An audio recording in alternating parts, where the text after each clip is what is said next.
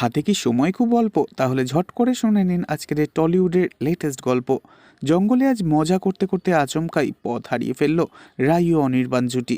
হ্যাঁ বন্ধুরা, আজকের এই টলিউডের লেটেস্ট আপডেটে দেখতে পাওয়া যায় গাড়ি নিয়ে ঘুরতে বেরিয়েছে রাই ও অনির্বাণ দুজনে।